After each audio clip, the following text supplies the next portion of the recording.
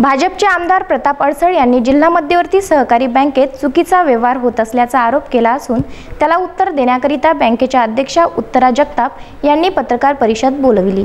जिल्हा सहकारी बँकेचे गेल्या अनेक वर्षापासून पारदर्शक व्यवहार असून कोणताही चुकीचा व्यवहार झालेला नाही। आमदार प्रताप अडसळ यांनी राजकीय आक्षेपोटी आरोप केला असून तो बिनबुडाचा आहे, असा आरोप बँकेचे माजी अध्यक्ष तथा विद्यमान जिल्हा परिषद अध्यक्ष बबलू देशमुख यांनी केला। भाजपाचे आमदार प्रताप अडसळ यांनी जिल्हा मध्यवर्ती सहकारी बँकेवर चुकीचा व्यवहार होत असल्याचा घणाघाती आरोप केला। त्याला उत्तर देण्याकरिता बँकेच्या अध्यक्षा उत्तरा जगताप यांनी पत्रकार परिषद बोलवली। त्यांना अध्यक्ष होऊन 2-3 महिने झाले। यापूर्वी बबलू देशमुख हे अध्यक्ष होते, त्यामुळे हेच तुम्हाला सविस्तर माहिती देतील। त्यावेळी बबलू देशमुख यांनी आमदार अडसळ यांच्या आरोपाचे खंडन केले। कोणताही गैरव्यवहार झाला नाही, फक्त आमदाराच्या मतदारसंघातल्या उत्तरा जगताप ह्या अध्यक्षा झाल्यामुळे त्यांचा तीळ पापड झाला।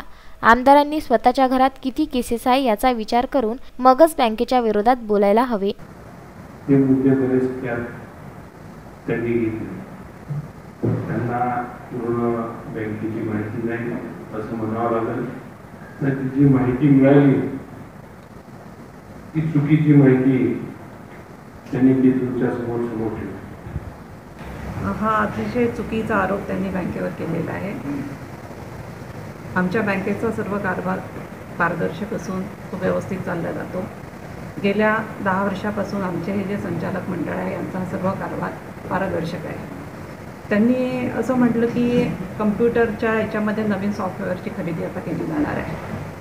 आपल्याला माहीत आहे की आमच्या इथे इन्फ्रासॉफ्ट या कंपनीचं सॉफ्टवेअर कार्यरत होतं। ह्या कंपनीला गेल्या 2 वर्षापासून नवीन मॉड्यूलप्रमाणे सॉफ्टवेअर अपडेट करण्यासाठी त्यांना सांगितलं गेलं होतं, परंतु त्यांनी 2 वर्षात कुठलंही काम केलं नाही।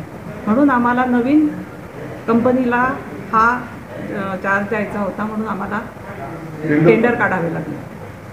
गेल्या 11 वर्षामध्ये टेक्नॉलॉजीमध्ये भरपूर बदल होतात आणि आजकाल आपल्याला माहीत आहे की नेटवर्किंग, बँकिंग, त्याच्यानंतर मोबाईल बँकिंगची मागणी वाढते आहे। ह्या पद्धतीची ह्या जुन्या सॉफ्टवेअरमधनं होऊ शकत नव्हतं।